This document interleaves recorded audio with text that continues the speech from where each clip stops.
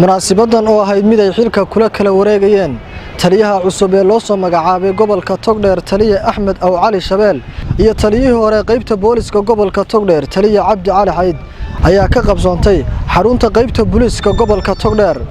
waxaana madashaasi ka soo qayb galay guud ahaan ciidanka booliska magaalada Burco ee ka howlgala saldhigyada kala duwan ee magaalada Burco sidoo kale munaasabadaasi waxa ka soo qayb galay barasaabka gobolka Togdheer iyo guud ahaanba taliyayaasha laamaha kala duwan ee ciidanka madashan oo ka qabsoontay hoolka taliska qaybta gobolka Togdheer ayaa waxa ugu horeynba halkaasi ka soo jeediyay marxaladihii uu la soo maray muddadii uu xilkaasi hayay taliyihii hore qaybta booliska gobolka Togdheer Taliye Cabdi Cali Xayd maanta ay taariikhdu tahay 10kii bishii 9aad 2018 waxa aan maanta xilka bool qayb mataqaanay Togdheer ku wareejinaya gaashaanle sare Axmed Aw Cali Shabeel Axmed Aw Cali Shabeel maaha gaashaanle sare kaliya waa oday booliis waa oday mataqaanay chief caaqil sida awgeed aniga wuxuu ahaa taliyahaygii ayuu ahaan jiray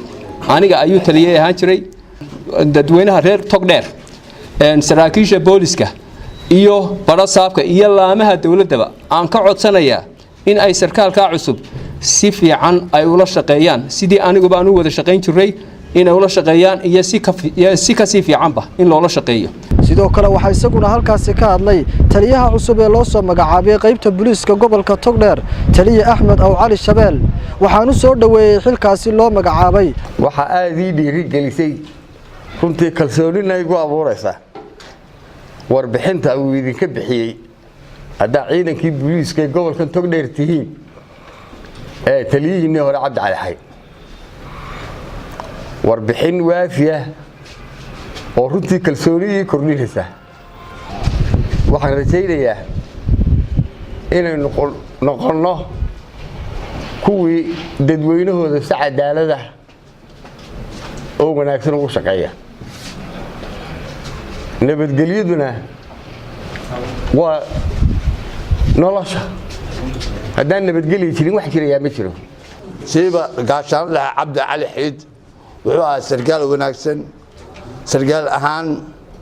iyo shaqo ahaan iyo asluub ahaan wuxuu ahaa nin aad isku ilaaliya dhan walba marka runta ka sheego gabagabadii waxaa halkaasi hadalka soo afmeeray barasaabka gobolka Togdheer oo ku amaanay taliyihii hore ee ciidanka booliska gobolka Togdheer waxqabadkii iyo kartidii uu galiyay muddadii uu hayay xilkaasi maanta waxaynu xilka u kala wareejinaynaa taliyihii hore ee ciidanka booliska iyo taliyihii cusub taliyihii hore waa u ducaynaynaa oo waana sii sagooteena waxaan leenahay maaragtay shaqadii aad gobolka u qabatay muddadii aad joogtay